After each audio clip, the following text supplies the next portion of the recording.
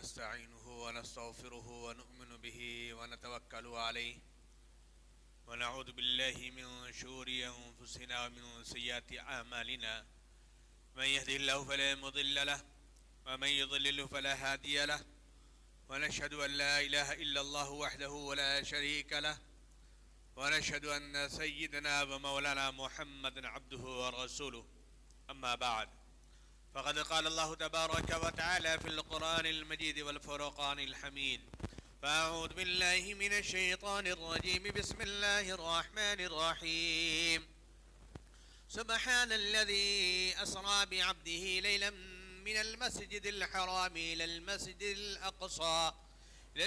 الأقصى الذي باركنا حوله لنريه من آياتنا إنه هو السميع البصير صدق الله مولانا العظيم وصدق رسوله النبي الكريم ونحن على ذلك من الشاهدين والشاكرين والحمد لله رب العالمين.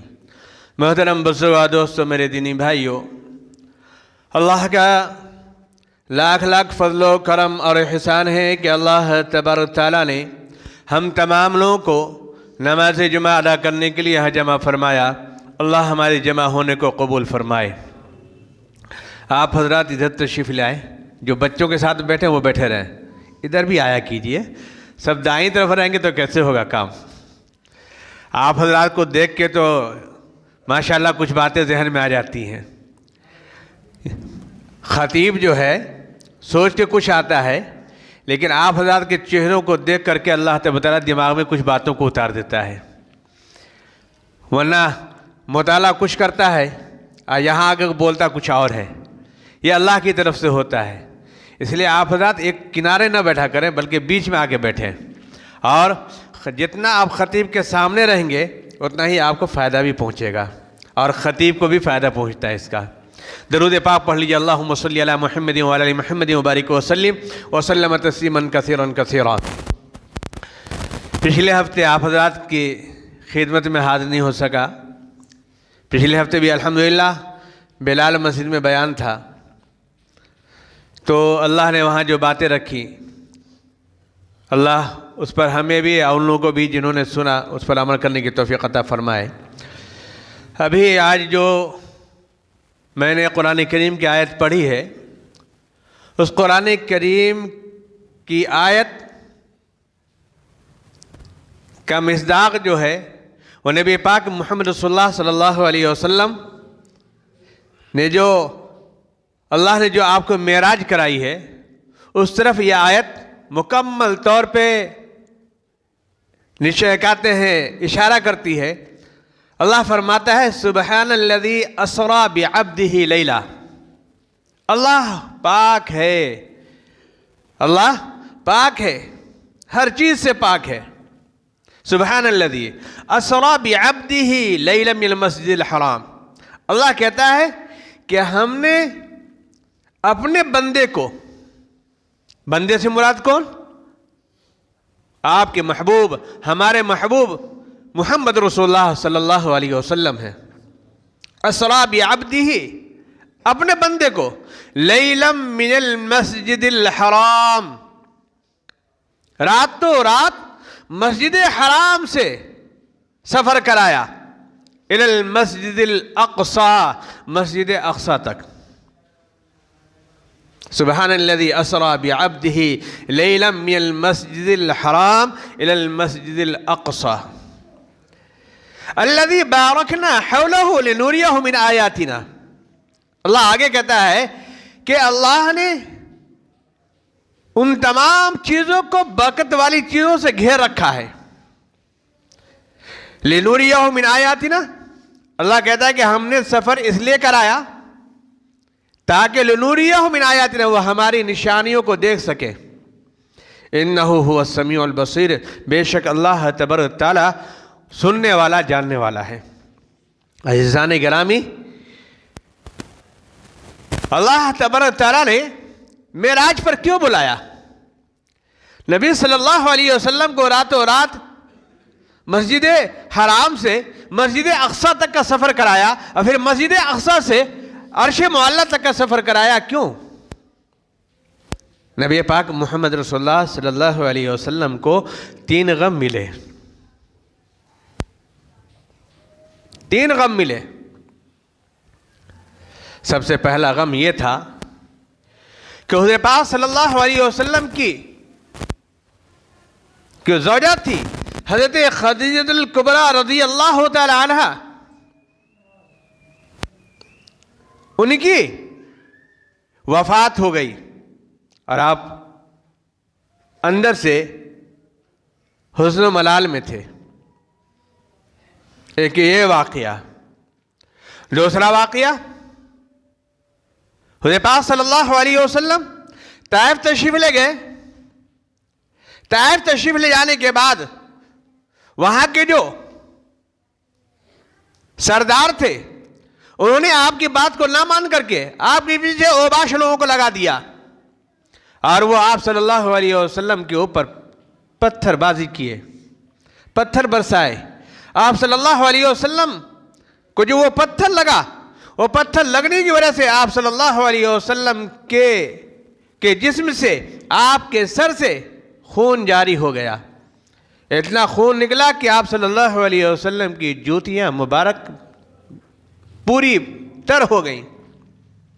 آپ صلی اللہ علیہ وسلم ایک باغ میں تشریف لے گئے۔ باغ میں تشریف لے جانے کے بعد آپ صلی اللہ علیہ وسلم کے پاس اللہ تبارک تعالیٰ نے فرشتوں کو بھیجا ہے۔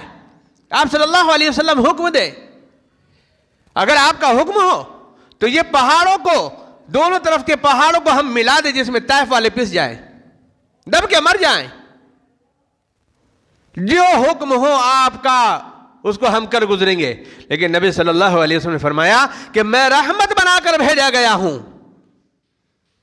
اگر یہ ایمان نہیں لاتے ہیں عنقریب ان کی اولاد ایمان لائے گی، ان کی نسل ایمان لائے گی۔ تو میرا محترم دوستو، حضور پاک صلی اللہ علیہ وسلم کو جو غم ملے، حضور پاک صلی اللہ علیہ وسلم کو اللہ تبارک تعالیٰ نے معراج پر بلا لیا اس غموں کو دور کرنے کے لیے، اور سفر شروع ہوا ہے۔ کہاں سے؟ مسجد حرام سے۔ مسجد حرام سے چلے ہیں۔ آپ صلی اللہ علیہ وسلم کو پہلے جبرائیل علیہ السلام نے براق رکھا۔ براق وہ ہے، وہ سواری ہے جس پر آپ صلی اللہ علیہ وسلم سوار ہوئے، اور اس کی رفتار اتنی تھی کہ نبی صلی اللہ علیہ وسلم فرماتے ہیں کہ میری نگاہ جہاں آخر تک پڑتی تھی وہاں تک اس کا قدم پڑتا تھا۔ یہ جو آپ دیکھتے ہیں براق بنا کے، گھوڑا بنا کر کے لوگ اپنے گھروں میں سجا لیتے ہیں، یہ بالکل غلط ہے۔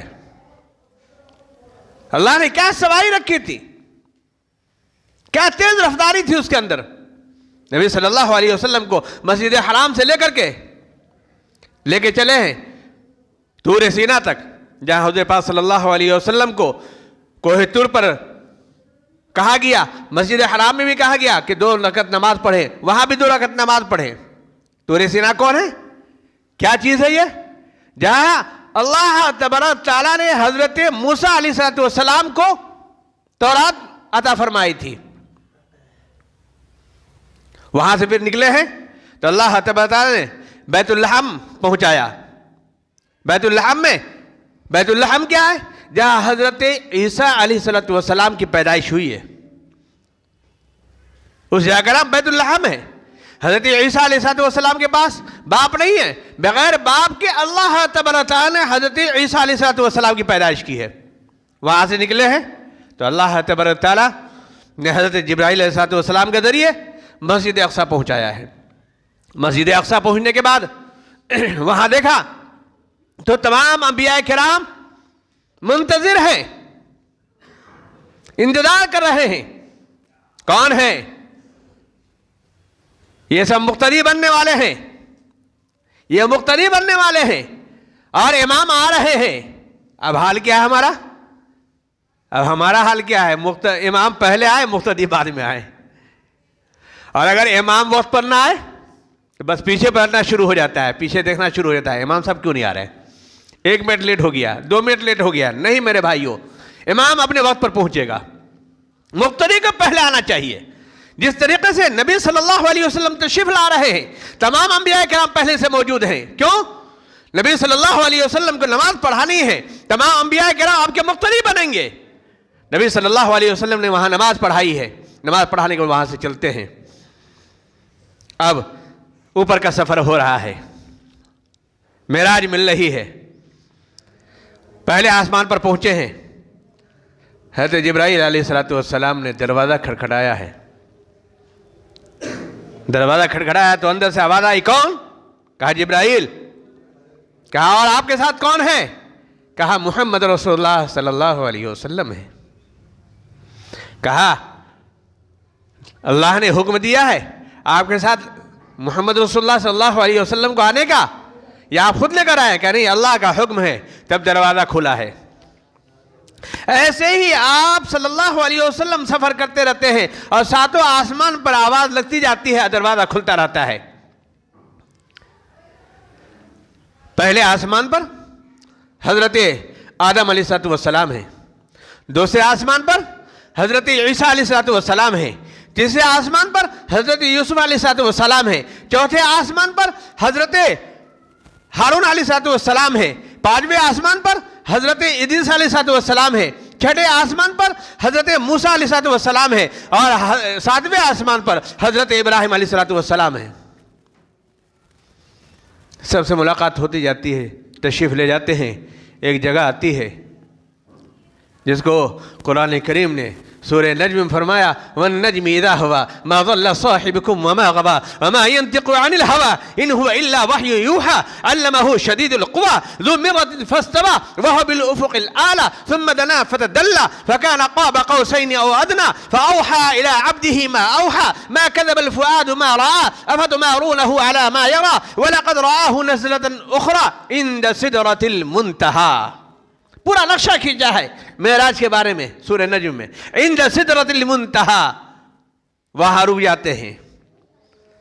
یہاں جبرائیل علیہ السلام کہتے ہیں کہ یا رسول اللہ صلی اللہ علیہ وسلم آپ آگے تشریف لے جائیں۔ نبی صلی اللہ علیہ وسلم فرماتے ہیں کہ گھر سے لے کر کے یہاں تک سفر ساتھ کیا، آگے بڑھو، میرے ساتھ چلو۔ کہا نہیں، اگر میں ایک بال کے برابر بھی آگے بڑھتا ہوں تو میں جل کر راکھ ہو جاؤں گا، میرے پر جل جائیں گے، میں بچ نہیں پاؤں گا، میری انتہا یہی تک ہے۔ آپ آگے جائیں، آگے بڑھیں، آپ تو آگے بڑھ سکتے ہیں اس لیے کہ آپ محمد رسول اللہ صلی اللہ علیہ وسلم ہیں، اور نبی پاک محمد رسول اللہ صلی اللہ علیہ وسلم آپ اللہ کے محبوب ہیں۔ یہ شرف آپ کو ملا ہے، کسی نبی کو یہ شرف نہیں ملا۔ حضرت آدم کو ملا تو اپنے انداز پر ملا، حضرت ابراہیم کو ملا تو اپنے انداز پر ملا، حضرت موسیٰ کو ملا تو اپنے انداز پر ملا، حضرت یوسف کو ملا تو اپنے انداز پر ملا۔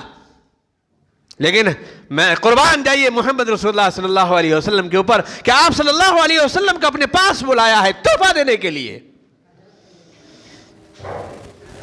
موسیٰ علیہ السلام کو بھی تحفہ ملا، لیکن وہ اپنے انداز پر ملا ہے۔ اس کا وقت نہیں کہ میں آپ کے سامنے اس بات کو رکھوں۔ محمد رسول اللہ صلی اللہ علیہ وسلم آگے بڑھتے ہیں، آگے بڑھتے ہیں، اللہ سے ملاقات ہوتی ہے۔ نبی پاک محمد صلی اللہ علیہ وسلم جب پہنچتے ہیں تو اللہ کہتا ہے کیا تحفہ لائے ہو؟ میں مہمان بن کر آئے ہیں، ہم آج میزبان ہیں، کیا تحفہ لائے ہیں؟ وہ احکم الحاکمین، تمام بادشاہوں کا بادشاہ، للہ ملک السماوات والارض، زمین و آسمان کا مالک وہ ہے۔ زمین و آسمان کے اندر جتنی چیزیں سب کا مالک وہ ہے۔ یا اللہ میں تیرے لیے کیا تحفہ لاؤں گا؟ ساری چیزوں کا مالک تو ہے، میں تیرے لیے تحفہ کیا لاؤں گا؟ نبی صلی اللہ علیہ وسلم کہ یا اللہ تیرے لیے تحفہ لایا ہوں، التحیات للہ والصلوات والطیبات۔ یا اللہ بدن کی عبادت، مال کی عبادت، سب چیز کی عبادت یا اللہ تیرے لیے ہوگی۔ زبانی عبادت، مالی عبادت، جسمانی عبادت یا اللہ صرف تیرے لیے ہوگی۔ یہ میری طرف سے یا اللہ تحفہ ہے۔ اس لیے زبان سے غیر اللہ کا مالا نہیں جپ سکتے ہیں، جیسے اللہ اللہ کرتے ہیں غیر اللہ کے لیے آپ اس کا نام لے کر مالا جپ نہیں سکتے ہیں۔ مال کی عبادت صرف اللہ کے لیے ہوگی. غیر اللہ کے لیے اگر آپ خرچ کرتے ہیں تو وہ قبول نہیں ہے, حرام ہے. صدقہ کرنا اللہ کے لیے ہونا چاہیے, رکوع کرنا اللہ کے لیے ہونا چاہیے. اگر غیر اللہ کے لیے کرتے ہیں تو یہ حرام ہے, یاد رکھیے.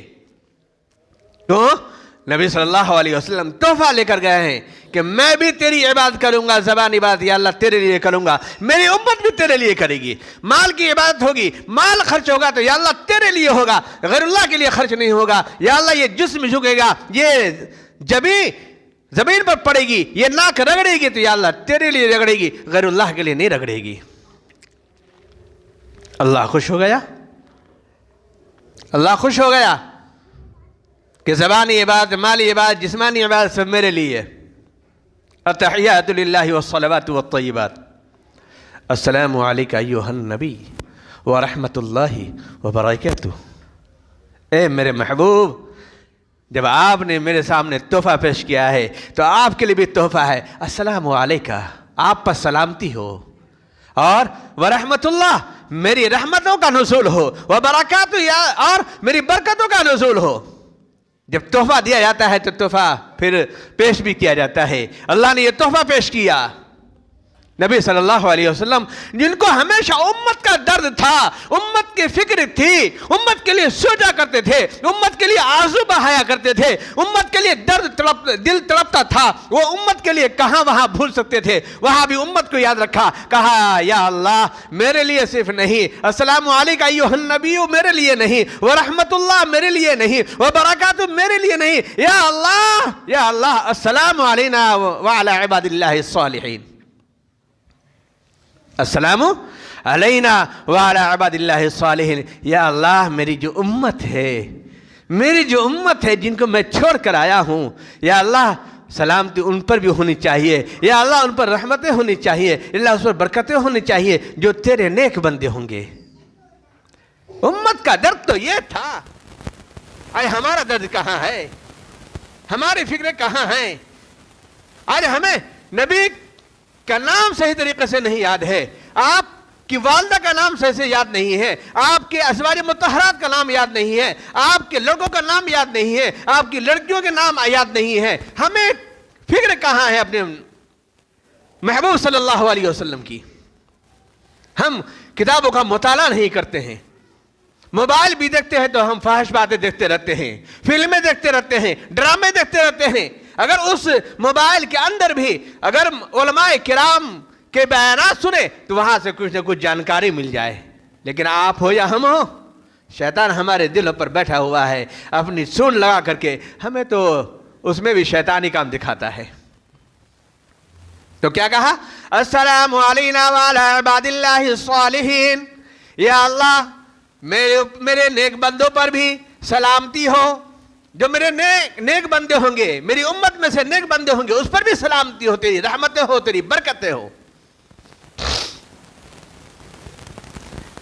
حضرت جبرائیل علیہ السلام کہاں رہ گئے تھے؟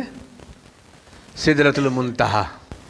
سدرۃ المنتہا ایک ایسا بیری کا پیڑ ہے جہاں سے آگے کوئی آگے نہیں بڑھ سکتا ہے. وہاں حضرت جبرائیل علیہ السلام کھڑے ہیں. وہاں جب اس مکالمے کو سنا ہے, گفتگو کو سنا ہے, تو حضرت جبرائیل علیہ السلام نے وہیں سے کھڑے ہو کر کہا اشہد ان لا الہ الا اللہ, میں گواہی دیتا ہوں کہ اللہ کے علاوہ کوئی عبادت کے لائق نہیں, واشہد ان محمد عبدہ ورسولہ, میں گواہی دیتا ہوں کہ محمد اللہ کے بندے اس کے رسول ہیں. یہ پوری التحیات ہے میرے بھائیوں. اب نبی صلی اللہ علیہ وسلم کو وہاں تحفہ ملا معراج کے اندر. کیا ملا تحفہ؟ 50 نماز. کتنی نمازیں؟ 50 نمازیں ملی. یہ تحفہ لے کر جائیے آپ اپنے لیے, اپنی امت کے لیے 50 وقت کی نماز پڑھیں گے. نبی صلی اللہ علیہ وسلم وہ تحفہ لے کر اتر رہے ہیں, تشریف لاتے ہیں. حضرت موسیٰ علیہ السلام سے ملاقات ہوتی ہے. حضرت موسیٰ علیہ السلام کہتے ہیں کہ یا رسول اللہ کیا تحفہ ملا, کیا گفٹ ملا؟ نبی صلی اللہ علیہ وسلم فرماتے ہیں 50 وقت کی نمازیں ملی ہیں۔ حضرت موسیٰ علیہ السلام کہتے ہیں یا رسول اللہ آپ کی امت نہیں پڑھ پائے گی، آپ کی امت نہیں پڑھ پائے گی، آپ وقت تشریف لے جائیں۔ بار بار کہنے پر 9 مرتبہ حضرت ہمارے نبی محمد رسول اللہ صلی اللہ علیہ وسلم حضرت موسیٰ علیہ السلام کے کہنے پر تشریف لے جاتے ہیں،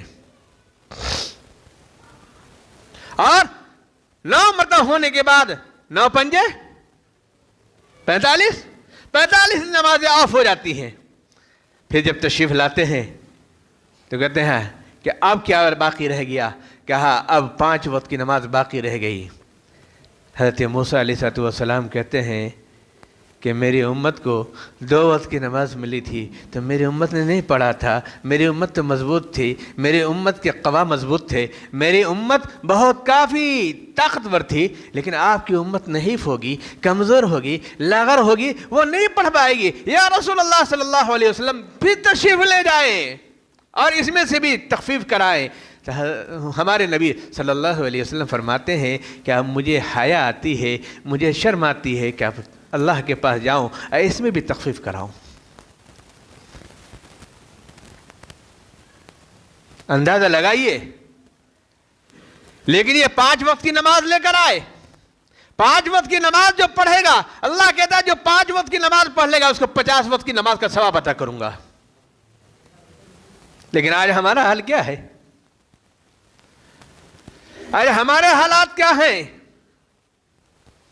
نبی کا دامن نہیں چھوڑیں گے، نبی سے ہم عشق کرتے ہیں، محبت کرتے ہیں، بے حساب محبت کرتے ہیں۔ کیسی محبت؟ جو نبی یہ کہتے ہیں قرۃ عینی فی الصلاۃ، میری آنکھوں کی ٹھنڈک نماز میں ہے۔ جو نبی یہ کہتے ہو الصلاۃ عماد الدین،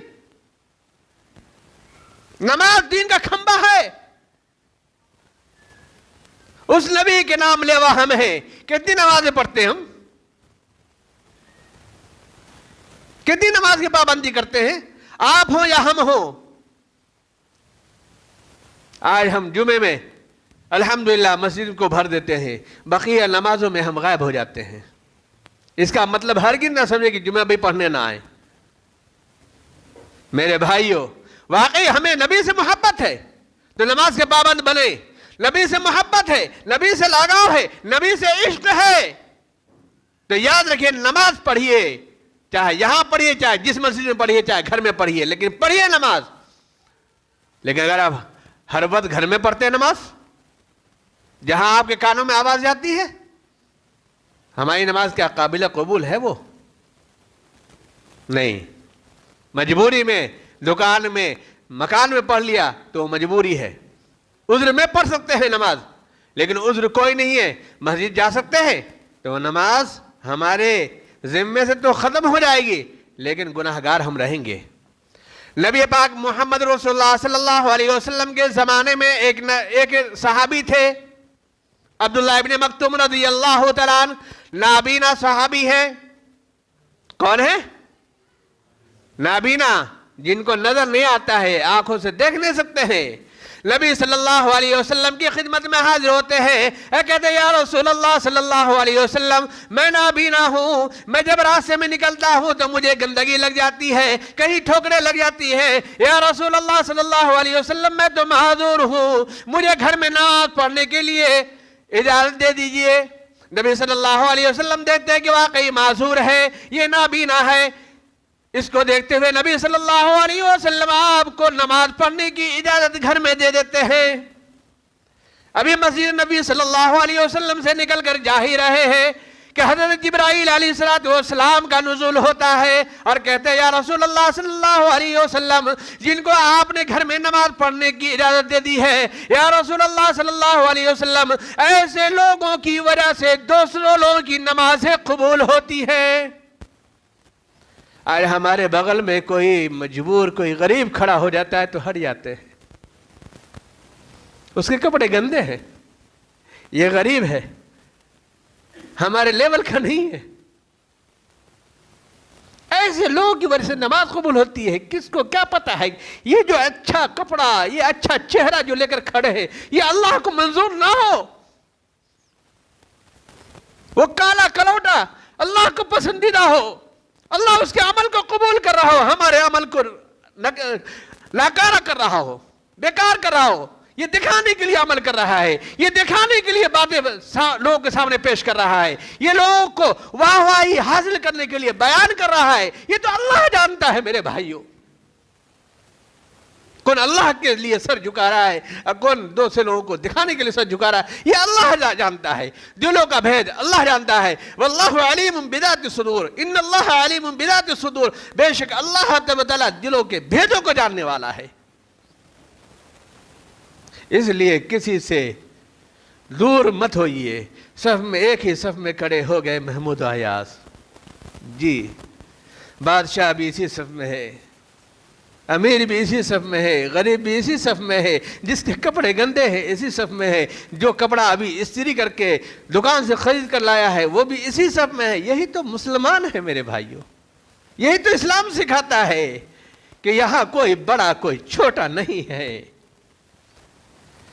اگر یہ کرنے لگے تو ہم میں اور غیروں میں کوئی فرق نہیں رہے گا۔ ان کی یہاں پوجا بھی ہوتی ہے تو دیکھ کر ہوتی ہے، کون امیر آ رہا ہے، کون غریب آ رہا ہے، کون پوسٹ والا ہے، کون غیر پوسٹ والا ہے۔ وہاں تک پہنچنے کی بھی اجازت نہیں ہوتی ہے ان کو، کیوں؟ یہ غریب ہے۔ کسی کو عبادت کی جگہ سے گیٹ سے ہی واپس کر دیا جاتا ہے، کیوں؟ یہ ہماری ذات کا نہیں ہے۔ لیکن باہر اسلام جس کو محمد صلی اللہ علیہ وسلم لے کر آئے کہ اس اسلام کے اندر نہ کوئی بادشاہ ہے، نہ کوئی وزیر ہے، نہ کوئی غریب ہے، نہ کوئی امیر ہے، سب برابر ہیں میرے بھائیوں۔ یاد رکھیے یہ واقعہ معراج ہمیں جگاتا ہے کہ نماز کی پابندی کیجیے۔ جو تحفہ اتنے سفرہ کے بعد اللہ نے اتنی طریقے کے ساتھ نبی صلی اللہ علیہ وسلم کو بلایا اور کوئی وہاں تک نہیں پہنچا، اس تحفہ کو دینے کے لیے اللہ نے معراج پر بلایا اور اپنے پاس بلایا۔ اس تحفے کی قدر ہم کر لیں، زندگی باقی ہے، قدر کر لیجئے۔ یہ روح کب نکل جائے جسم سے کسی کو کوئی خبر نہیں ہے۔ جو وقت مل رہا ہے غنیمت جانیے میرے بھائیوں، میرے نوجوانوں۔ ابھی ہم یہاں پر ہیں، شام کو کسی کی اطلاع آ جاتی ہے کہ انتقال ہو گیا۔ یاد رکھیے یہ وقت کو غنیمت جانیے، عمر کو غنیمت جانیے۔ اللہ کا بلاوا کب آ جائے کوئی بھروسہ نہیں۔ اللہ کی عبادت کر لیجئے، اللہ کے سامنے سر جھکا لیجئے۔ اللہ تعالیٰ ہم تمام لوگ کو سننے زیادہ عمل کرنے کی توفیق عطا فرمائے اور نماز کی خاص طور پر پابندی کرنے کی توفیق عطا فرمائے۔ وآخر دعوانا الحمدللہ رب العالمین۔ سنت پڑھ لیں بھائی۔